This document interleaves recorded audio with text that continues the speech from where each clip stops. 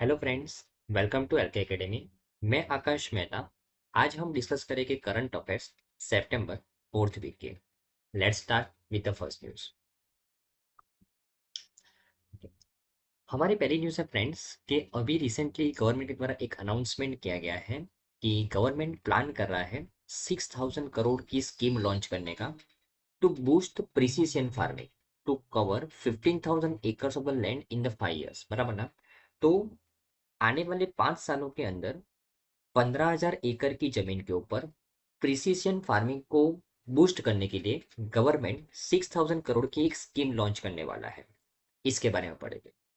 बहुत ही important news है friends. What is precision farming, किसको बोलते हैं प्रिसीजन फार्मिंग, वो हम इस न्यूज़ के अंदर समझेंगे फ्रेंड्स। और स्कीम क्या है उसके बारे में समझेंगे। राइट। चलो, तो जैसे मैंने आपको बताया कि ये न्यूज़ किस लिए है कि central government is planning to earmark rupees 6,000 crore to promote the precision farming.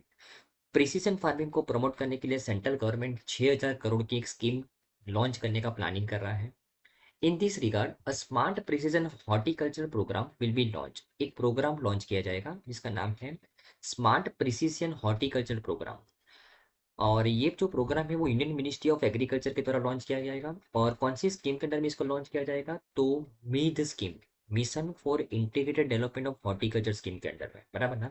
Simple भाषा में एक स्कीम ऑलरेडी चल रही है जिसका नाम है MIDH, mission for integrated development of horticulture. अभी इसी स्कीम के अंडर में एक प्रोग्राम लॉन्च करने की बात चल रही है, स्मार्ट प्रिसीजन हॉर्टिकल्चर प्रोग्राम। और इसी प्रोग्राम के अंडर में प्रिसीजन फार्मिंग को प्रमोट करने के लिए सेंट्रल गवर्नमेंट एक स्कीम लाने का सोच रहा है, 6,000 करोड़ रुपीज अलोकेट करके। राइट।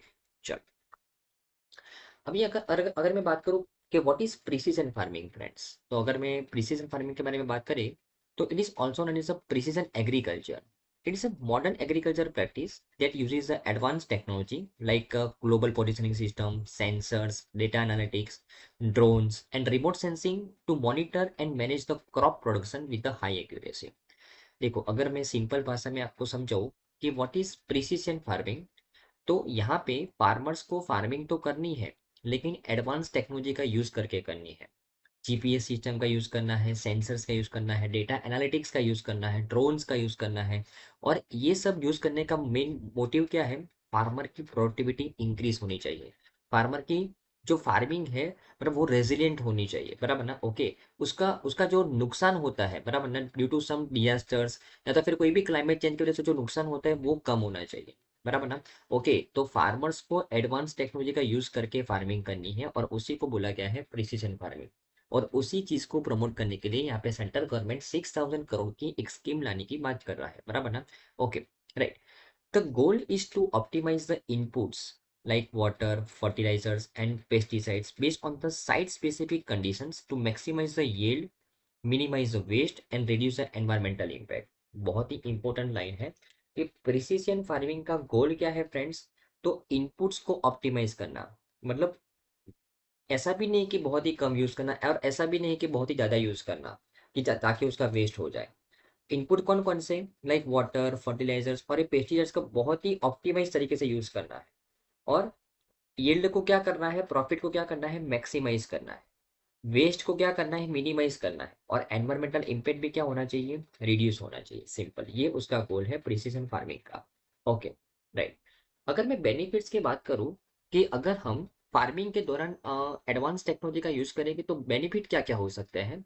तो फार्मर्स की प्रोडक्टिविटी इंक्रीज हो सकती है, रिसोर्स का हम ऑप्टिमाइज तरीके से वो यूज कर सकता है, एनवायरमेंटल बेनिफिट्स हो सकता है, रिस्क मैनेजमेंट। फॉर एग्जांपल, अगर फार्मर को पहले से ही पता चल जाए कि जो वेदर फोरकास्ट है वो उसके आसपास के एरिया का कुछ समय के बाद थोड़ा खराब होने वाला है, तो वो पहले से प्रिपेयर हो जाएगा और अपनी फार्मिंग को उस तरीके से प्लान करेगा। सिंपल, बराबर ना? तो ताकि उसका वेस्ट भी कम होगा, उसका नुकसान भी कम होगा। सिंपल, तो रिस्क मैनेजमेंट भी अच्छी तरीके से हो पाएगा। राइट। अगर मैं चैलेंजेस की बात करूँ फ्रेंड्स प्रिसीजन फार्मिंग के अंदर, तो हाँ, ऑफ कोर्स यहाँ पे इनिशियल कॉस्ट फार्मर का बढ़ जाएगा क्योंकि ये सब फैसिलिटी उसके पास होनी चाहिए। टेक्निकल एक्सपर्टाइज फार्मर के होनी चाहिए, इसके लिए उसको बहुत सारी जगह से ट्रेनिंग वगैरह लेनी पड़ेगी। उसके अलावा डिजिटल डिवाइड, बहुत सारे फार्मर्स हमारे पढ़े लिखे नहीं होते तो उनको ये सब समझ में भी नहीं आ सकता। उसके अलावा डेटा मैनेजमेंट, इसके लिए सॉफ्टवेयर्स वगैरह डेवलप करना पड़ेगा नेशनल लेवल पे। तो ये कुछ चैलेंजेस हैं प्रिसीजन फार्मिंग को इम्प्लीमेंट करने के, बराबर ना? ओके। और अगर मैं प्रिसीजन फार्मिंग के स्टेटस के बारे में बात करूँ इन इंडिया, तो as a modern approach to the farming, precision agriculture focus on the all aspect of the resources required for the farming.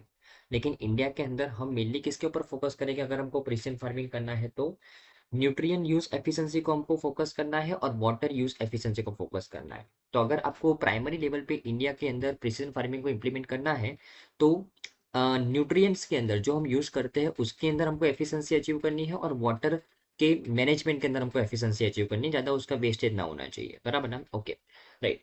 और इंडिया के द्वारा कौन-कौन से स्टेप्स लिए गए हैं प्रिसिशन फार्मिंग को इम्प्रूव करने के लिए? तो हमने बहुत सारी स्कीम्स और प्रोग्राम लॉन्च किए हैं, like national mission on the sustainable agriculture, प्रधानमंत्री कृषि सिंचाई योजना, राइट? उसके अलावा government also promoted the use of the drone, soil health cards and satellite based monitoring. तो ये सब हमने बहुत सारे इनिशिएटिव्स लिए हैं प्रिसिशन फार्मिंग को प्रमोट करने के लिए, और अभी हम एक नई स्कीम लॉन्च करने की बात कर रहे हैं, सिंपल। Okay, right. ओके, उसके अलावा precision farming technology is being developed and disseminated through the 22 precision farming development centres in the country. देश के द्वारा अभी पूरी कंट्री के अंदर 22 precision farming development centres establish किए गए हैं, जो देश के अंदर प्रिसीजन फार्मिंग को प्रमोट कर रहा है, डेवलप कर रहा है, डिसेमिनेट कर रहा है, बराबर ना? ओके। उसके अलावा गवर्नमेंट के द्वारा एक फंड लॉन्च किया गया है, एग्रीकल्चर इंफ्रास्ट्रक्चर फंड। क्योंकि अगर फार्मर को ये प्रिसीजन फार्मिंग करना है तो उसके पास प्रॉपर इंफ्रास्ट्रक्चर होना चाहिए। तो फार्मर को इंफ्रास्ट्रक्चर डेवलप करने के लिए फंड कहाँ से मिलेगा? तो इस फंड में से मिलेगा, एग्रीकल्चर इंफ्रास्ट्रक्चर फंड। अभी फार्मर फॉर एग्जांपल बैंक के पास जाएगा लोन लेने के लिए, क्योंकि उसको फॉर एग्जांपल एक इंफ्रास्ट्रक्चर डेवलप करना है। तो बैंक फार्मर को लोन कहाँ से देगा? तो बैंक को यहाँ पे गवर्नमेंट के द्वारा एग्रीकल्चर इंफ्रास्ट्रक्चर फंड के माध्यम से पैसा मिला है।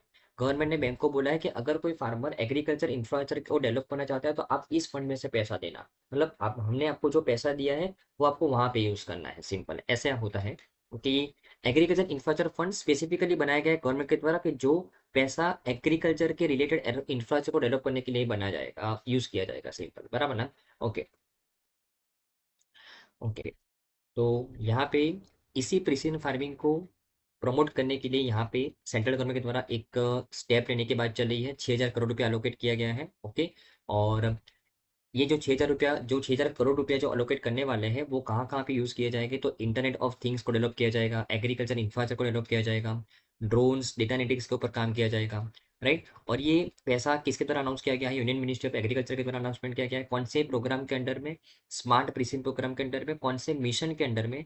तो mission for integrated development of horticulture के अंडर में, बराबर ना? टोटल 15,000 एकड़ ऑफ लैंड को प्रिसीजन फार्मिंग के अंडर शामिल करना है हमको आने वाले 5 सालों के अंदर, 2024-25 से लेकर 2028-29 तक, बराबर ना? जो बेनिफिट करेगा 60,000 फार्मर्स के आसपास लोगों को, बराबर ना? ओके। तो आई थिंक आपको इस पूरी न्यूज़ में समझ में आया होगा फ्रेंड्स, बहुत ही इंपॉर्टेंट न्यूज़ है एग्जाम पॉइंट ऑफ व्यू से, राइट? अगर मैं अभी देखो इस न्यूज़ के अंदर हमने और एक चीज़ पढ़ी, एग्रीकल्चर इंफ्रास्ट्रक्चर फंड के बारे में। तो इसका अगर मैं रोल की बात करूँ इन प्रमोटिंग द प्रिसीजन फार्मिंग, तो ये जो एग्रीकल्चर इंफ्रास्ट्रक्चर फंड है, उसके अंदर कौन सा पैसा डाला जाएगा? कि जो इंफ्रास्ट्रक्चर को डेवलप करने के लिए यूज किया जाएगा, उस पैसे को यहाँ पे डाला जाएगा, बराबर ना? ओके। और under agriculture infrastructure fund, individual farmer as well as a farmers community such as a farmer produce organisations, primary agriculture credit society and self help group are eligible for loans with interest subvention of 3% for using the technological solutions in the farm practice. जैसे मैंने आपको बताया कि एक farmer वो bank के पास जाएगा और वो बोलेगा कि मुझे है ना एग्रीकल्चर रिलेटेड इंफ्रास्ट्रक्चर डेवलप करना है। तो बैंक बोलेगा हाँ हम पैसा प्रोवाइड करेंगे, आपको लोन देंगे, बराबर। ओके, फॉर एग्जाम्पल ये लोन बैंक ने 7% रेट ऑफ इंटरेस्ट के ऊपर दिया, तो फार्मर को इंटरेस्ट सबमिशन मिलेगा। अगर उस लोन का वो अच्छे से रीपेमेंट करेगा तो कितना परसेंट का इंटरेस्ट सबमिशन मिलेगा? 3% का। मतलब फार्मर को अल्टीमेटली कितना इंटरेस्ट पे करना पड़ेगा? 4%। ओके। तो ये जो बैंक ने लोन दिया 7% रेट ऑफ इंटरेस्ट के ऊपर, और फार्मर को जस्ट पे करना है 4%, बिकॉज वो सही तरीके से लोन का रीपेमेंट कर रहा है, तो क्या ये 3% का नुकसान बैंक खुद भुगतेगा? नहीं, ये 3% बैंक को कौन देगा? गवर्नमेंट देगा। ये गवर्नमेंट बैंक को पैसा कहाँ से देगा? तो एग्रीकल्चर इंफ्रास्ट्रक्चर फंड से देगा। सर में आया कि नहीं? तो गवर्नमेंट ने ये जो 6,000 करोड़ रुपया है ना, वो कहाँ पे अलोकेट किया है? एग्रीकल्चर इंफ्रास्ट्रक्चर फंड के अंदर अलोकेट किया है। और उसी फंड के माध्यम से बैंक फार्मर को लोन दे देगी। सिंपल। सर में आया कि नहीं? बराबर, ओके, राइट। तो कोई भी फार्मर या तो फिर फार्मर रिलेटेड जो कम्युनिटीज है, like farmer produce organisation, primary agriculture credit society, वो कोई भी सेल्फ हेल्प ग्रुप कोई भी वो लोन ले सकता है इस स्कीम के अंडर में। ओके, तो आई थिंक समझ में आया होगा फ्रेंड्स। हमारी next question friends, what is California's new anti deepfake bill and can it stop the manipulated political ads? अभी इस न्यूज के अंदर हमको जानना है कि व्हाट इज डीफेक, जो आजकल बहुत चर्चाओं में है। व्हाट इज डीफेक और ये कैलिफोर्निया का एंटी डीफेक बिल क्या है, उसके बारे में हम समझेंगे। पहले हम समझ लेते हैं कि व्हाट इज डीफेक फ्रेंड्स, बराबर ना? ओके, चलो। अगर मैं डीफेक की बात करूं फ्रेंड्स, नाम से पता चलता है ये डीप फेक के अंदर फेक का यूज किया गया है, मतलब यहाँ पे कोई नकली चीज बनाने की बात चल रही है। हाँ, तो फॉर एग्जाम्पल ये ओरिजिनल पर्सन का फेस है, ओरिजिनल फेस है, उसके अंदर आर्टिफिशियल इंटेलिजेंस के माध्यम से कुछ इंकोडिंग करके उसको डिकोडिंग करके यहाँ पे एक रिकंस्ट्रक्टेड फेस बनाया गया है, बराबर ना? उसका ओरिजिनल फेस ए था, अभी उसका रिकंस्ट्रक्टेड फेस कौन सा हो गया? बी हो गया, जो आपको हूबहू ऐसा ही लगेगा। जस्ट थोड़े बहुत चेंजेस हो गए जो आप नेकेड आई से नहीं देख सकते फ्रेंड्स, बराबर ना? ओके, तो ये ओरिजिनल फेस में से रिकंस्ट्रक्टेड फेस बनाने का ये जो पूरा प्रोसेस है, बराबर ना? और ये जो रिकंस्ट्रक्टेड फेस बना है उसको बोलते हैं हम डीप फेक, बराबर ना? ये तो जस्ट हम फोटो के बारे में बात कर रहे हैं। आजकल तो डीप फेक ऑडियो के अंदर भी हो सकता है, सोशल मीडिया के अंदर भी हो सकता है, वीडियो के अंदर भी हो सकता है, टेक्स्ट के अंदर भी हो सकता है, और रियल टाइम और लाइव के अंदर भी डीप फेक हो सकते हैं फ्रेंड्स, बराबर ना? ओके, तो डीप फेक का मतलब क्या हो गया? ओरिजिनल चीज आपके सामने नहीं है, उसका इलीगल तरीके से कॉपी बनाया गया है, जो आपको ऐसा लग रहा है कि ओरिजिनल है, लेकिन वो ओरिजिनल नहीं है। चाहे फिर वो किसी का आवाज भी हो सकता है, वो किसी का वीडियो भी हो सकता है, किसी का टेक्स्ट भी हो सकता है, और वो कोई व्यक्ति लाइव भी हो सकता है, बराबर ना? Okay, right. तो ये डीप फेक्स है, इतने तरीके से आजकल डीप फेक्स होते हैं फ्रेंड्स, बराबर ना? Okay, right. और अभी रिसेंटली कुछ समय पहले रश्मिका मंदाना का ये कंट्रोवर्सी आया था फ्रेंड्स, आप ये देख सकते हो, ये ओरिजिनल लेडी है, बराबर ना? ओके, और इसके इसके चेहरे के ऊपर, ये इसके चेहरे के ऊपर ये ओरिजिनल लेडी है, और इसके चेहरे के ऊपर रश्मिका मंदाना का ये फेस लगाया गया है, मतलब आप पहचान भी नहीं सकते कि ये रश्मिका मंदाना नहीं है, बराबर ना? ओके, तो ऐसा होता है डीप फेक्स, राइट ना? ओके, और मतलब कोई व्यक्ति को बदनाम करने के पर्सपेक्टिव से, कोई व्यक्ति को मतलब डिमोटिवेट करने के पर्सपेक्टिव से ये डीप फेक्स का आज तक यूज होता आ रहा है, मतलब बोल सकते हैं कि नेगेटिव पर्सपेक्टिव में ही इसका हम ज्यादातर यूज देखते आए हैं, बराबर ना? ओके, तो बहुत ही डेंजरस होता जा रहा है डीप फेक, इसके लिए आपको जानना जरूरी है, बराबर ना? Okay, right. और कहाँ कहाँ पे कौन कौन से एक्टिविटी में डीप फेक हो सकता है? तो सेलिब्रिटी पोर्नोग्राफी के अंदर हो सकता है, इलेक्शन मैनिपुलेशन के अंदर हो सकता है, सोशल इंजीनियरिंग के अंदर हो सकता है, ऑटोमेटेड डिस इंफॉर्मेशन अटैक हो सकते हैं, आइडेंटिटी थेफ्ट, आपका डेटा चोरी करने के पर्सपेक्टिव से भी आपको आपके पास डीप फेक हो सकता है, फाइनेंशियल फ्रॉड के लिए भी डीप फेक हो सकता है, स्कैम्स एंड होक्सिस के लिए भी डीप फेक हो सकता है, बराबर ना? तो what are deep fakes use for? Deep fakes क्यों क्यों यूज हो रहा है? तो ये सब कारण की वजह से हो सकता है, बराबर ना? Okay, right. और कैसे हम रिकॉग्नाइज कर सकते हैं कि एक पर्टिकुलर कंटेंट डीप फेक है? तो अगर हम ध्यान से देखें, फॉर एग्जाम्पल किसी व्यक्ति का वीडियो जिसको डीप फेक किया गया है, बराबर ना? ओके, तो जब वो व्यक्ति बोलेगा, बराबर, ओके, और जो आवाज आपको सुने देगी, बराबर, उसके बीच में मिसमैच देखने को मिलेगा, तो बराबर, तो पुअर लिप सिंकिंग, तो ये यहाँ से आप पता कर सकते हो कि ये डीप फेक कंटेंट है, बराबर ना? ओके, उसके अलावा इनकंसिस्टेंट लाइटनिंग होगी, ज्यादा मतलब प्रॉपर लाइट नहीं होगी उसके फेस के ऊपर, उसके अलावा अननेचुरल फेशियल एक्सप्रेशन आपको देखने को मिले, बराबर ना? ओके, तो वो भी वो डीप फेक कंटेंट हो जाएगा। टेक्निकल टूल्स के माध्यम से भी हम आइडेंटिफाई कर सकते हैं कि वो कौन सा कंटेंट डीप फेक है, राइट। उसके अलावा आर्टिफिशियल एंड डिस्टोर्शन के माध्यम से भी हम आइडेंटिफाई कर सकते हैं, बराबर। अनयूजुअल स्किन टेक्सचर, अगर फॉर एग्जाम्पल कोई वीडियो डीप फेक कंटेंट बना है, तो नॉर्मली हमारे जो फेस के ऊपर जो स्किन होती है हमारी, मतलब इतनी प्लेन स्किन नहीं होती जितना आपको डीप फेक वाले वीडियो के अंदर देखने को मिलेगा, क्योंकि वो एडिट किया होता है, राइट ना? तो आप देख सकते हो ये एडिट किया हुआ फेस है, जो कितनी प्लेन, कितना प्लेन स्किन देख रहा है, इतना प्लेन स्किन हमारा नहीं होता, बराबर ना? ओके, उसके अलावा अननेचुरल ब्लिंकिंग आईज की देखने को मिलेगी। तो ये सब छोटी छोटी चीजें हैं जिसके माध्यम से आप पहचान सकते हो कि कौन सा कंटेंट डीप फेक है, बराबर ना? Okay, right. और ओके। और ये जो डीप फेक टर्म है ना फ्रेंड्स, वो पहली बार 2017 के अंदर लॉन्च किया गया, यूज़ किया गया। और एक्चुअली एक रेडिट यूज़र है जिसने अपने आप को डीप फेक बोला था, तब से हम डीप फेक वर्ड का यूज़ कर रहे हैं, बराबर ना? ओके। और चाइना ने ये डीप फेक को काउंटर करने के लिए एक नई पॉलिसी बनाई है। उसके अलावा यूरोपियन यूनियन के अंदर भी एक कुछ उसने अपने कॉन्स्टिट्यूशन के अंदर कुछ कोड्स को रिवाइज किया है ताकि वो डीप फेक के ऊपर कुछ स्टेप्स ले सके।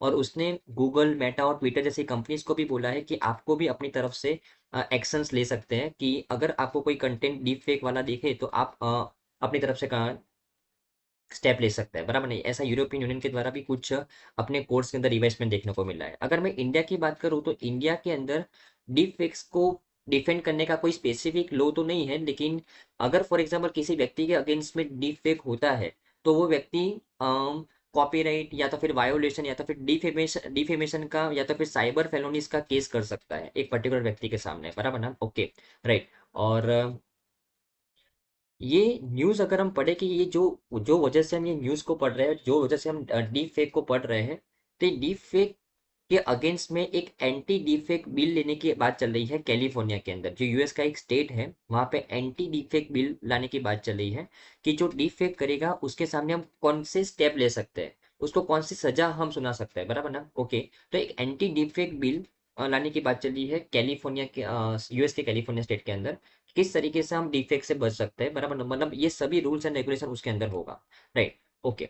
तो जस्ट आपको समझ में आया होगा friends what is a deep fake and how can we prevent. दुनिया के अंदर कौन कौन से स्टेप्स हैं जो दुनिया के द्वारा लिए गए हैं। जो इंडिया के द्वारा कोई स्टेप वैसे डीप फेक के अगेंस्ट में नहीं लिया गया, लेकिन जो डिफेमेंस के लो है, जो डिफेमेशन के जो लो है, कॉपीराइट के जो लो है, वायलेशन के जो लो है, वो हम डीप फेक के अगेंस्ट में इसके अगेंस्ट में केस कर सकते हैं फ्रेंड्स, बराबर ना? ओके। तो आई थिंक समझ में आया होगा आपको। ओके। हमारी नेक्स्ट न्यूज़ है फ्रेंड्स कि अभी रिसेंटली सेंटर और स्टेट गवर्नमेंट, कौन सी state government? Manipur state government set to review the scope of the APSPA in Manipur. इसके बारे में बात करें अभी, हमारे लिए यहाँ पे इंपॉर्टेंट है व्हाट इज APSPA, वो समझना है हमको, राइट? और उसके बारे में समझेंगे, उसके बाद हम जानेंगे कि न्यूज़ क्या है। ओके, चल पहले हम समझ लेते हैं what is APSPA, arm forces special power act क्या है। ये समझने के बाद उसके बैकग्राउंड के बारे में समझेंगे। चलो, अगर मैं AFSPA के बारे में बात करूं फ्रेंड्स, तो the arm forces special power act नाम से पता चलता है कि यहाँ पे आर्म फोर्सेस को स्पेशल पावर दिया जाता है। और यहाँ पे आर्म फोर्सेस को अनफेटर्ड पावर दिया जाता है to the arm forces and the central arm police force which is deployed in the disturbed area to kill anyone acting in the contravention of the law and arrest and search any premises without a warrant and with protection from the prosecution and legal suits। Arm forces special power act normally कहाँ पे लगाया जाता है? Disturb area के अंदर, जहाँ पे बहुत ज्यादा दंगे होते हैं वगैरह, ऐसे एरिया के अंदर। और इस एरिया के अंदर आर्म फोर्सेस को पावर दिया जाता है कि आप किसी भी व्यक्ति को गोली से मार सकते हो। अगर आपको ऐसा लग रहा है कि वो लॉ के खिलाफ जा रहा है तो आप गोली से मार सकते हो। किसी भी प्रीमाइसेस को आप सर्च कर सकते हो, कोई भी वारंट की रिक्वायरमेंट नहीं है, with protection from prosecution and legal suits, बराबर ना? ओके। ये जो लॉ है वो पहली बार इफेक्टिव कब हुआ? 1958 के अंदर, बराबर। वो पहली बार इफेक्टिव 1958 के अंदर to deal with the upspring in the Naga. Naga area है जो हमारा नॉर्थ ईस्टर्न स्टेट्स का, वहां पे जो अपस्प्रिंग हो रही थी, दल्ले हो रहे थे, उसको डील करने के लिए हमने आफ्टर इंडिपेंडेंस पहली बार इसको डील किया। Okay. The act was amended in 1972 and the powers to declare an area as disturbed were conferred concurrently upon the central government along with the state। और उसके बाद ये एक्ट को अमेंड किया गया 1972 के अंदर, और स्टेट और सेंट्रल गवर्नमेंट को पावर दिया गया कि एक पर्टिकुलर एरिया को वो क्या डिक्लेयर कर सके? Disturb area. और वहां पे क्या लगा सके? Arm forces special power act लगा सके, सिंपल, बराबर ना? ओके। और इसके अंदर त्रिपुरा, जो ये जो AFSPA जो शुरुआत में जब लॉन्च किया गया था फ्रेंड्स, अगर मैं बात करूं 1958 के अंदर, तब मात्र आसाम और मणिपुर के अंदर लॉन्च किया गया था, क्योंकि वहां पे ज्यादा दंगे वगैरह देखने को मिल रहे थे, बराबर। तो लेकिन जैसे जैसे नॉर्थ ईस्टर्न के बाकी स्टेट्स के अंदर जैसे जैसे दंगे बढ़े, तो बाकी स्टेट्स के अंदर भी इस AFSPA को लगाया गया। और ये AFSPA को सबसे पहले रिवोक किया कौन से नॉर्थ ईस्टर्न स्टेट ने? तो त्रिपुरा ने। Tripura revoked the act in 2015 and Meghalaya was under the Armed Forces Special Power Act for 27 years until it was revoked by the Ministry of Home Affairs from the 1st April 2018। देखो, सबसे पहले अगर आपको पूछा जाए कौन सा north eastern states के अंदर आफ्सपा कंप्लीटली रिवोक हो गया, त्रिपुरा के अंदर 2015 के अंदर, उसके बाद मेघालय के अंदर कंप्लीटली रिवोक हो गया 2018 के अंदर। अभी भी आसाम, नागालैंड, मणिपुर और अरुणाचल प्रदेश के कुछ कुछ एरिया के अंदर arm forces special power act है। मतलब वहां पे अभी भी कुछ ऐसी जगह है कि जहाँ पे अभी बहुत ज्यादा दंगे देखने को मिल रहे हैं लोकल कम्युनिटीज के बीच में। तो वहां पे अभी भी किसका राज चलता है? आर्म फोर्सेस का राज चलता है। Okay, right, okay. और इस एक्ट के लिए कुछ कंट्रोवर्सी भी आपको देखने को मिलेगी कि यहाँ पे ऐसा बोला जा रहा है कि इस एक्ट को इम्प्लीमेंट करने में ह्यूमन राइट्स का वायोलेशन होता है, क्योंकि कभी कभार क्या होता है फ्रेंड्स कि यहाँ पे आर्मी को फुल पावर दिया गया है कि आप कोई भी व्यक्ति को गोली से उड़ा सकते हो, कोई भी व्यक्ति का आप सर्च उसके प्रीमाइसेस को सर्च कर सकते हो। तो आर्मी क्या करती है कि अगर कोई भी शक के दायरे में दिखता है तो उसका मतलब एविडेंस चेक किए बिना बराबर उसको उसके अगेंस्ट में स्टेप ले लेती है, या तो फिर उसको अरेस्ट कर लेगी या तो फिर उसके प्रीमाइस को सर्च करने लगेगी। मतलब उस व्यक्ति का भी गुनाह भी साबित नहीं हुआ और वो आर्मी उस व्यक्ति के खिलाफ एक्शन लेने लगती है, बराबर ना। तो उसके लिए ह्यूमन राइट्स का वायलेशन होता है, ऐसा यहाँ पे कॉन्ट्रावर्सी चल रही है। Okay, right. और उसके अलावा एक कमेटी थी, जीवन रेड्डी कमेटी, उनके रिकमेंडेशंस को अगर हम माने तो उन्होंने 2004 के अंदर ऐसा बोला था कि central government appointed a 5 member committee which is headed by the justice BP Jeevan Reddy to review the provisions of the act in the north eastern states. और इस कमेटी ने क्या रिकमेंड किया कि इस आफ्सपा को है ना रिपील कर देना चाहिए, उसकी जगह पे अनलॉफुल एक्टिविटीज एक्ट 1967 को ही इम्प्लीमेंट करना चाहिए। तो इस कमेटी ने तो रिकमेंड किया था कि आफ्सपा को रिपील कर दो, कैंसिल कर दो, मात्र कौन सा एक्ट रहने दो, अनलॉफुल एक्टिविटीज प्रिवेंशन एक्ट 1967 को रहने दो, जिसके अगेंस्ट में अगर कोई व्यक्ति फॉर एग्जांपल अगर गुनहगार साबित हुआ तो उसके ये एक्ट के अंडर में उसको सजा सुनाई दे, बराबर ना। लेकिन आर्मी को स्पेशल पावर मत दो, बहुत सारे ह्यूमन राइट्स के वायोलेशन होते हैं। उसके अलावा कुछ समय पहले की अगर बात करूँ, लगभग 6-7 महीने पहले की बात करूँ कि ये आफ्सपा वाले एरिया के अंदर एक डिस्टर्ब एरिया के अंदर I think north eastern state का ही कोई किस्सा था कि जहाँ पे आर्मी ने एक निर्दोष व्यक्ति को शक के दायरे में लेके उसको उड़ा दिया, बराबर ना। बाद में पता चला कि वो तो निर्दोष था। तो इसको बोलते हैं फेक एनकाउंटरिंग, बराबर ना। लेकिन आर्मी के पास पावर था, इसके लिए उसके अगेंस्ट में वो कुछ कर भी नहीं सकते। तो इसके लिए यहाँ पे आफ्सपा को हटाने की बात चल रही थी, 2004 से चल रही है। इसके लिए कमिटी भी बैठाई गई थी, जीवन रेड्डी कमेटी। उन्होंने रिकमेंडेशन भी दिया लेकिन अभी तक वो इम्प्लीमेंट नहीं हुआ है फ्रेंड्स, बराबर ना। Okay, right. और तो आई थिंक फ्रेंड्स आपको इस न्यूज़ में समझ में आया होगा कि what is AFSPA, what is arm forces special power act. अभी ये जो आफ्सपा है ना, वो उसके स्कोप को फिर से रिव्यू करने की बात चल रही है सेंट्रल गवर्नमेंट और मणिपुर गवर्नमेंट के द्वारा, बिकॉज ओके। तो अगर आपको पता हो फ्रेंड्स के मणिपुर के अंदर बहुत समय से जो लोकल कम्युनिटीज है उसके बीच में दंगे हो रहे हैं, बराबर ना। इसकी वजह से वहाँ पे कुछ समय पहले आफ्सपा को लगाया गया था, बराबर ना, arm forces special power act, और जिसका जो टाइम पीरियड है वो 30 सितंबर को खत्म होने वाला है, बराबर ना। ओके, तो अभी नेक्स्ट आने वाले समय के लिए आफ्सपा को लगाया जाए कि ना लगाया जाए, उसके बारे में यहाँ पे सेंटर और स्टेट गवर्नमेंट साथ में बैठ के बातें कर रहे हैं, बराबर ना। तो actually arm forces special power act क्या है वो पता चला होगा आपको, और ये मणिपुर के अंदर क्यों लगाया गया है इसका रीजन आपको फाइंड करना है फ्रेंड्स होमवर्क के अंदर, बराबर ना। ओके, चलो, ओके। हमारी नेक्स्ट न्यूज़ है फ्रेंड्स, क्या अभी रिसेंटली एक न्यूज़ आया है डिफेंस मिनिस्ट्री के द्वारा कि हमारी आर्मी रिसीव करेगी अपाचे चॉपर्स को, मतलब अपाचे हेलीकॉप्टर्स को दिसंबर महीने के अंदर, और लाइट कॉम्बैट हेलीकॉप्टर को हम रिसीव करेंगे नेक्स्ट ईयर के अंदर, बराबर ना। ओके, तो ये अपाचे हेलीकॉप्टर के बारे में बात करेंगे और ये लाइट कॉम्बैट हेलीकॉप्टर के बारे में बात करेंगे। ये दोनों हेलीकॉप्टर्स क्या है उसके बारे में बात करेंगे, उसके बाद फिर हम रिसेंट न्यूज़ के ऊपर बात करते हैं। अगर मैं अपाचे हेलीकॉप्टर हेलीकॉप्टर के बारे में बात करूं, अपाचे चॉपर्स के बारे में बात करूं, तो 2020 के अंदर इंडियन गवर्नमेंट ने, मतलब डिफेंस मिनिस्ट्री ने, बोइंग को, यूएस की जो बोइंग कंपनी है उसके साथ एग्रीमेंट किया था और 6 मोर अपाचे हेलीकॉप्टर को प्रोक्योर करवाने की बात की थी 2020 के अंदर। लेकिन अभी तक वो प्रोजेक्ट इम्प्लीमेंट नहीं हो पाया है, बहुत सारा डिले हो चुका है। और ये जो डिलेड प्रोजेक्ट है वो प्रोजेक्ट अभी इम्प्लीमेंट होने को जा रहा है, और ऐसा बोला गया है कि दिसंबर महीने के अंदर हम अपाचे चॉपर्स को रिसीव करेंगे, हम मतलब इंडियन आर्मी। ओके, चलो। तो ये तो हमने बात की कि भाई रीसेंट न्यूज़ क्यों है, अपाचे चॉपर्स बोइंग कंपनी बनाती है, और वहाँ से हमने ऑर्डर मंगवाया था 2020 के अंदर, लेकिन कुछ रीज़न की वजह से वो डिले हो गया था, और वो दिसंबर महीने के अंदर हम इस हेलीकॉप्टर्स को रिसीव करने वाले हैं। ओके। ओके। और ये जो पर्टिकुलर अपाचे हेलीकॉप्टर है जो हम रिसीव करने वाले हैं, उसका नाम है AH-64 Apache. Is a world's most advance multi role combat helicopter. ये हेलीकॉप्टर है ना, कॉम्बैट करने के लिए, मतलब वॉर करने के लिए इस हेलीकॉप्टर को डिजाइन किया किया गया है, और ये दुनिया का सबसे मोस्ट एडवांस हेलीकॉप्टर है। इसको यूएस आर्मी भी इसको यूज करती है, बराबर ना। ओके। और ओके, और ये जब ये अपाचे हेलीकॉप्टर जब इंडिया रिसीव करेगा, तो will become the second attack helicopters in the armies Arsenal following the indigenous light combat helicopter Prachanda.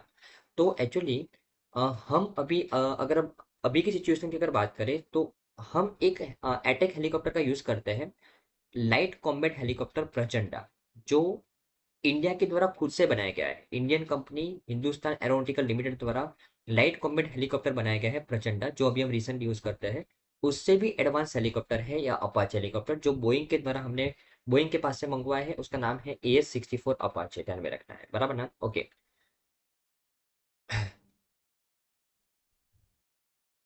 तो ऐसा दिखता है अपाचे हेलीकॉप्टर। या आप उसके स्पेसिफिकेशन देख सकते हो, जो हमारे एग्जाम पॉइंट ऑफ व्यू से काम के नहीं है। ओके। और अगर मैं लाइट कॉम्बैट हेलीकॉप्टर की बात करूं, जो किस द्वारा मैन्युफैक्चर किया जाता है, तो हिंदुस्तान एरोनॉटिक्स लिमिटेड, जो इंडियन कंपनी है, उसके द्वारा ये लाइट कॉम्बैट हेलीकॉप्टर बनाया जाता है। नाम से पता चलता है कि ये हेलीकॉप्टर है, वो भी कॉम्बैट हेलीकॉप्टर है, मतलब वॉर के अंदर यूज किया जाता है, लेकिन ये लाइट वेट का होता है। अभी लाइट वेट का कारण क्या है, ताकि ऐसे हेलीकॉप्टर्स को हम हिली एरियाज के अंदर भी ऑपरेट कर सके। ये जो अपाचे हेलीकॉप्टर है ना फ्रेंड्स, वो एडवांस टेक्नोलॉजी वाला है, लेकिन वो बहुत हैवी होता है, हम उसको हिली एरिया के अंदर यूज नहीं कर सकते। अगर आपको हिली एरिया के अंदर यूज करना है, फॉर एग्जाम्पल यहाँ पे 5,000 मीटर तक की ऊंचाई तक वो जा सकता है, इसके लिए लाइट कॉम्बैट हेलीकॉप्टर बनाया गया है। और ये तो हम हमारी खुद की कंपनी हिंदुस्तान एरोनॉटिकल लिमिटेड ये लाइट कॉम्बैट हेलीकॉप्टर बनाती है, सिंपल, बराबर ना। ओके। राइट। और okay, India has been operating sub 3 ton category French origin legacy helicopters Chetak and Cheetah. अभी इंडिया जो हेलीकॉप्टर्स का यूज करती है, वो चेतक और चीता, जो फ्रेंच के अंदर जिसकी टेक्नोलॉजी का यूज किया गया है, बराबर, फ्रेंच ओरिजिन टेक्नोलॉजी का यूज किया गया है वो चेतक और चीता के अंदर। लेकिन ये जो लाइट कॉम्बैट हेलीकॉप्टर जो बनाया है, वो हाल के द्वारा इंडिजियस टेक्नोलॉजी का यूज करके बनाया गया है, सिंपल, बराबर ना। ओके। राइट। और अभी जो हम कॉम्बैट हेलीकॉप्टर यूज करते हैं, उसका नाम है प्रचंड। प्रचंड है, बराबर ना। ओके, ध्यान में रखना है। तो जैसे मैंने आपको बताया कि लाइट कॉम्बैट हेलीकॉप्टर का मेन रोल होता है, वो भी मल्टी रोल कॉम्बैट हेलीकॉप्टर है, लेकिन उस लाइट वेट होने की वजह से वो ज़्यादा एल्टीट्यूड तक जा सकता है, बराबर ना। ओके। और इस हेलीकॉप्टर की एक और खासियत है कि वो दुश्मन के रडार में जल्दी से पकड़ में नहीं आता, बराबर ना। तो वो भी एक खासियत है, बिकॉज वो ज़्यादा ऊंचाई के ऊपर जाता है, इसके लिए वो दुश्मन के रडार के अंदर ज़्यादा जल्दी से पकड़ में नहीं आता, तो इस वजह से भी उसका हम वॉर में अच्छी तरीके से यूज़ कर सकते हैं। ओके। तो ये जो लाइट कॉम्बैट हेलीकॉप्टर है, वो रिसीव करने वाली है Indian army next year, Hindustan aeronautical limited के माध्यम से। और ये जो अपाचे हेलीकॉप्टर्स है, वो यूएस के पास से हमने मंगवाया, बोइंग कंपनी के पास से। वो दिसंबर में हम रिसीव करेंगे, 2020 के अंदर एक्चुअली साइन हुआ था, एक्चुअली, राइट ना। ओके। आई थिंक आपको न्यूज़ में समझ में आया होगा फ्रेंड्स। हमारे नेक्स्ट में फ्रेंड्स कि India surpasses Japan, ranks third on Asia power index of Australian think tank. देखो फ्रेंड्स, एक्चुअली एक ऑस्ट्रेलियन बेस, एक सिडनी बेस्ड कंपनी है, लुई इंस्टीट्यूट, उसके द्वारा अभी रिसेंटली एक रैंकिंग लॉन्च की गई है, एशिया का सबसे पावरफुल देश, एशिया पावर इंडेक्स, ये रैंकिंग लॉन्च की गई है, और इसमें इंडिया ने जापान को पीछे छोड़ के एशिया का थर्ड पावरफुल कंट्री इंडिया बन गया है, बराबर, ध्यान में रखना है। ओके। आप बोलोगे सर थर्ड पावरफुल कंट्री, तो फर्स्ट कौन है? यूएस, सेकंड चीन, third India, fourth Japan, fifth Australia, और सिक्स नंबर पे रशिया है, ध्यान में रखना है। ये रैंकिंग किसने प्रोवाइड की है? लोरी इंस्टीट्यूट, जो सिडनी बेस्ड का एक इंस्टीट्यूट है, उसके द्वारा इस रैंकिंग को लॉन्च किया गया है, बराबर ना। और जापान को पीछे छोड़ के इंडिया थर्ड पावरफुल कंट्री बन गया है एशिया के अंदर, ध्यान में रखना है। इंडिया के आगे है अमेरिका और चीन। अभी आप बोलोगे सर ये सब तो समझ में आए, ये सब तो एशियन कंट्रीज है, China, Bharat, Japan, Australia, Russia, लेकिन ये अमेरिका कहाँ पे एशियन कंट्री है? तो वो आप देखो फ्रेंड्स, एक्चुअली ये एशिया है हमारा, ये पूरा एशिया है, ये पूरा एशिया है, बराबर ना। जो बाकी की कंट्रीज है वो एशिया का ही हिस्सा है, like China, India, Japan, Australia, Russia, South Korea, Singapore, Indonesia, Thailand, बराबर ना। लेकिन यूएस वो एशिया का हिस्सा नहीं है। आप देखो ये एशिया के रीजन के अंदर यूएस नहीं आता। यहाँ पे हमारा यूरोप है, यहाँ पे अफ्रीका है और वेस्टर्न कंट्री में यूएस है। लेकिन यहाँ पे यूएस को क्यों शामिल किया गया है फ्रेंड्स? क्या कि यूएस के बहुत सारी एशियन कंट्रीज के अंदर मिलिट्री बेस है। फॉर एग्जाम्पल जापान के अंदर भी यूएस का मिलिट्री बेस है, बराबर। फॉर एग्जाम्पल आप देखो यहाँ पे, देखो ये जापान के अंदर मिलिट्री बेस यहाँ पे यूएस का है, साउथ कोरिया के अंदर है, थाईलैंड के अंदर है, ऑस्ट्रेलिया के अंदर है, न्यूजीलैंड के अंदर यूएस का मिलिट्री बेस है, हवाई के अंदर है, अलास्का के अंदर है। मतलब ऑलमोस्ट पूरे एशिया के अंदर यूएस का मिलिट्री बेस है। यूएस की बहुत ज्यादा मात्रा में मिलिट्री प्रेजेंट है एशिया के अंदर, इसके लिए यहाँ पे यूएस को भी रैंक दिया गया है, बराबर। और हालांकि वो एक्चुअली एशिया का सबसे पावरफुल देश बन गया, बराबर ना। इतनी ज्यादा मिलिट्री प्रेजेंस है यूएस का एशियन कंट्रीज के अंदर, बराबर ना। और सेकंड नंबर पे चीन, थर्ड नंबर पे भारत, ध्यान में रखना है। जापान को पीछे छोड़ा है। लोरी इंस्टीट्यूट के द्वारा इस इंडेक्स को लॉन्च किया गया है, बराबर ना। Okay, right. और okay, और अगर मैं प्रीवियस ईयर्स के कंपैरिजन में बात करूँ तो सभी का परफॉर्मेंस इंक्रीज हुआ है। इंडिया का तो बहुत ज़्यादा इंक्रीज हुआ है। मात्र एक कंट्री जिसका इस इंडेक्स के अंदर परफॉर्मेंस डिक्रीज हुआ है वो है रशिया। रशिया का मोस्ट ऑफ द लगभग पिछले 3-4 जो साल है वो रशिया के यूक्रेन के साथ वॉर करने में हो गए हैं, बराबर ना। और वो अपना सारा डेवलपमेंट भूल चुका है और वो मात्र किसके साथ वॉर कर रहा है? यूक्रेन के साथ, बराबर ना। तो बहुत सारे रैंकिंग के अंदर अगर हम ऑब्जर्व करेंगे ना, रशिया पीछे हो जा रहा है, बराबर ना। ओके, तो ये उसका मतलब जस्ट हम देखो, दुनिया के अंदर कोई भी कंट्री का अभी हालत स्थिर नहीं है, लेकिन पॉलिटिकल इम्बैलेंस रखना भी बहुत ही जरूरी है, बराबर ना। ओके, ताकि हमारा खुद का तो डेवलपमेंट हो सके, सिंपल।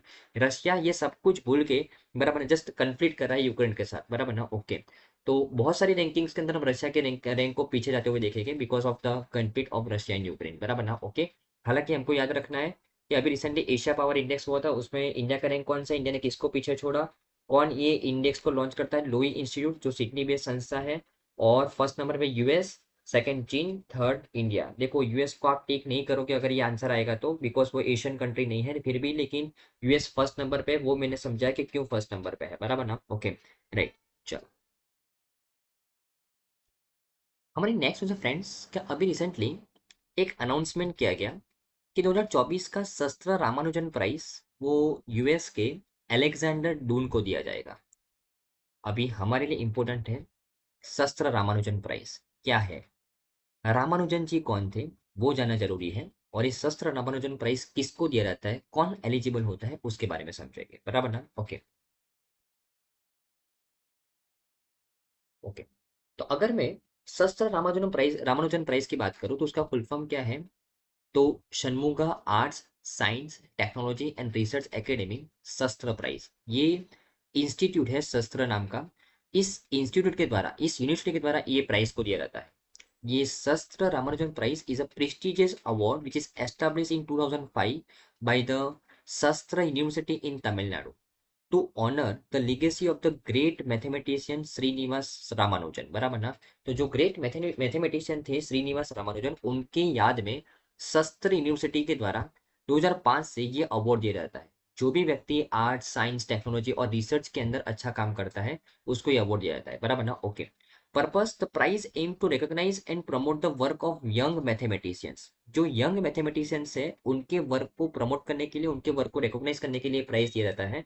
एक्चुअल में यहाँ पे जो मैथमेटिशियंस जिनकी एज 32 साल से कम होती है वही यहाँ पे इस अवार्ड के लिए एलिजिबल होते हैं।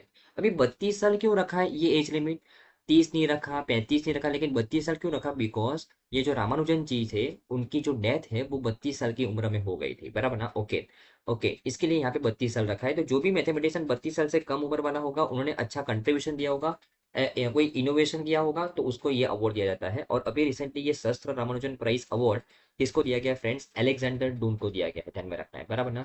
George institute of technology US के ये प्रोफेसर है और उनको ये अवार्ड दिया गया है, सिंपल, बराबर ना। Okay, right. और अगर मैं बात करूं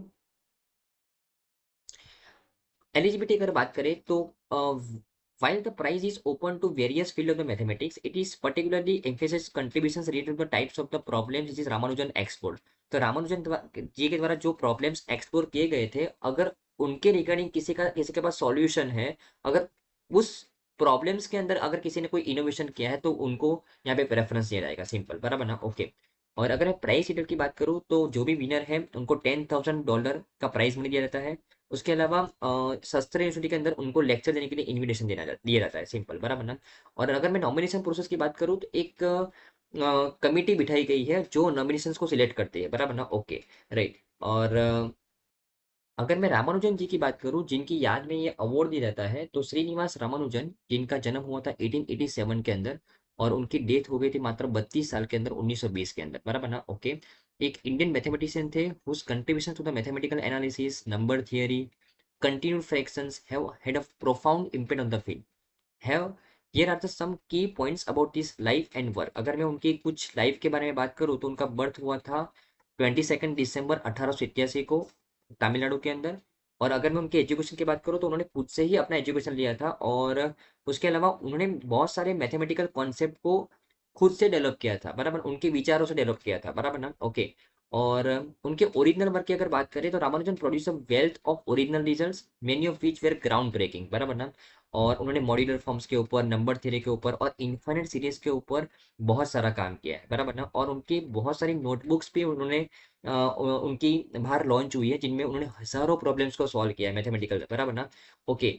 और रामानुजन जी का 1913 के अंदर उन्होंने एक पत्र लिखा था इंग्लैंड के एक मैथमेटिशियन को, जीएच हार्डी को।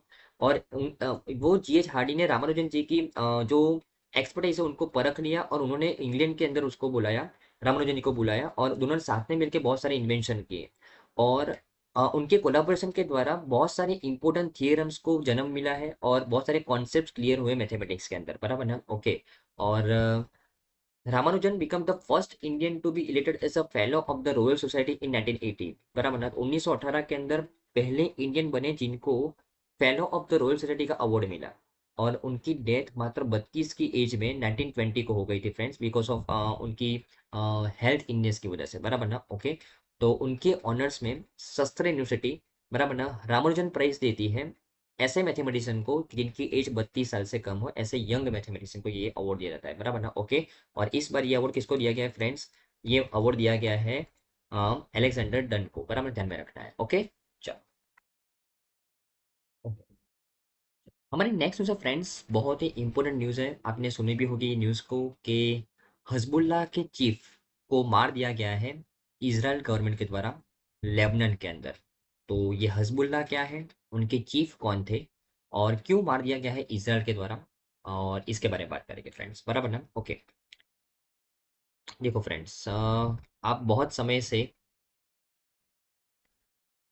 इज़राइल और गाज़ा, इज़राइल और गाज़ा, ये दोनों की आप वॉर की बातें सुनते होंगे बहुत महीनों से, बहुत सालों से, मतलब 2-3 साल तो हो गए इज़राइल और गाज़ा के वॉर के बारे में। एक्चुअली गाज़ा के अंदर एक ग्रुप है, हमास, हमास, बराबर ना। तो ये हमास जो गाज़ा को रूल करता है, बराबर ना, ओके, वो इज़राइल के अगेंस्ट में है। तो इसलिए इज़राइल और ये हमास के बीच में बहुत सारी लड़ाई हुई, वॉर चला बहुत दिनों दिन और अभी भी चल रहा है, ओके। अभी इज़राइल, और आप देख सकते हो ये इज़राइल के तुरंत ऊपर कौन है, लेबनान।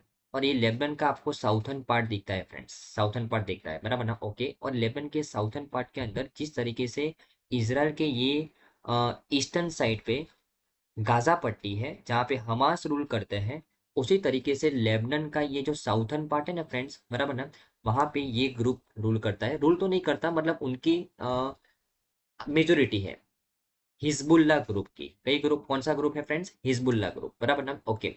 और ये हमास के कंपैरिजन में बहुत शक्तिशाली ग्रुप है फ्रेंड्स, बराबर ना। तो ये हमास और हिजबुल्ला ग्रुप दोनों ही इसराइल को खत्म करना चाहते हैं, बिकॉज दोनों ही पैलेस्टीन को सपोर्ट करते हैं। आपको पता होगा फ्रेंड्स, ये इसराइल और हमास का युद्ध होने का कारण क्या है, पैलेस्टीन, बराबर ना। पहले पैलेस्टीन हुआ करता था, लेकिन यहाँ पे पैलेस्तीन के एरिया को धीरे धीरे कम करके इसराइल ने अपना एरिया विकसित किया। और अभी मात्र ये वेस्ट बैंक में कुछ पैलेस्तीन लोग हैं और मात्र ये गाजा पट्टी के अंदर है, बराबर ना। और यहाँ पे ये जो गाजा पट्टी में जो रहने वाले लोग हैं वहां पे उन्होंने एक ग्रुप बना दिया है जिसका नाम है हमास, जो पैलेस्टीन को सपोर्ट करता है, बराबर ना, और जो पैलेस्टीन जिसको इसराइल ने खत्म कर दिया, बराबर ना, इसके लिए वो लोग इंडिपेंडेंट इसराइल नहीं चाहते, इसके लिए वो इसराइल को खत्म करना चाहते हैं, इसके लिए इसराइल और गाजा पट्टी के बीच में युद्ध रहता है, बराबर ना, ओके। और इसी तरीके से पैलेस्टीन को सपोर्ट करने वाला है और एक ग्रुप हिजबुल्ला ग्रुप जो लेबनान के साउथ पार्ट में है, बराबर ना, okay.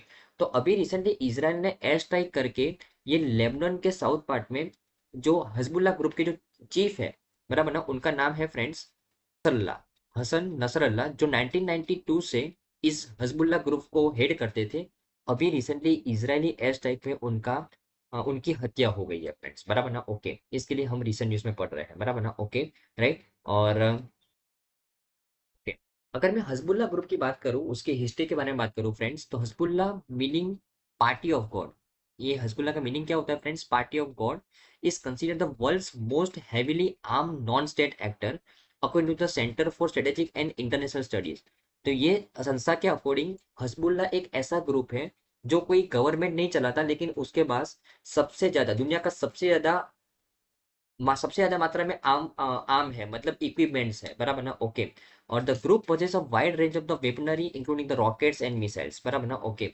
The group opposed the Israel and Western influence in the region and it has support the Syria's president Bashar al-Assad during the Syrian civil war, बराबर। तो ये जो ग्रुप है वो पैलेस्तीन को सपोर्ट करता है और इसराइल को अपोज करता है, सिंपल, बराबर ना, ओके, राइट। और 2000s के अंदर हजबुल्ला become the more involve in the Lebanese politics and now hold the seats in the countries parliament. तो अभी ये 2000 के अंदर, तो 2000 के साल के बाद तो हजबुल्ला ये जो ग्रुप है फ्रेंड्स, वो पैलेस्तीन के पॉलिटिक्स के अंदर भी इन्वॉल्व हो गया और उनके पार्लियामेंट के अंदर ये हजबुल्ला ग्रुप के कुछ मेंबर्स भी है, राइट ना। और ये जो लेबनान के ये जो साउथर्न पार्ट है उसमें ज्यादा हजबुल्ला ग्रुप के लोग देखने को मिलते हैं जो इसराइल के खिलाफ है फ्रेंड्स, बराबर ना, ओके, राइट। और अगर मैं इस ग्रुप के फॉर्मेशन के बारे में बात करूं तो it is originated during the Lebanese civil war 1975 से 1990 के बीच में जो सिविल वॉर हुआ लेबनीज के अंदर, तब ये ग्रुप का फॉर्मेशन हुआ। और 1992 से ये जो चीफ अभी जो मारे गए हैं, वो चीफ 1992 से इस हस्बिल्ला ग्रुप के चीफ थे हसन नजरल्लाह। और लेबनान के साउथर्न पार्ट में तो उनको देवता माना जाता है फ्रेंड्स, बराबर ना, ओके, राइट। और ऐसे चीफ को अभी मार दिया गया है रिजल्ट के द्वारा, इसके लिए बहुत ही ज्यादा अनरेस्ट वहां पे हो गया है, सिंपल, बराबर ना, ओके, राइट। तो आई थिंक आपको इस न्यूज में समझ में आएगा फ्रेंड्स कौन है ये हजबुल्ला ग्रुप, कौन है थे उनके लीडर, और क्या चल रहा है अभी इजराइल और लेबनान के बीच में, वो आपको समझ में आएगा फ्रेंड्स, ओके। चलो, तो आई थिंक फ्रेंड्स आज की तमाम न्यूज में आपको अच्छे समझ में आएगा। Thank you friends, bye.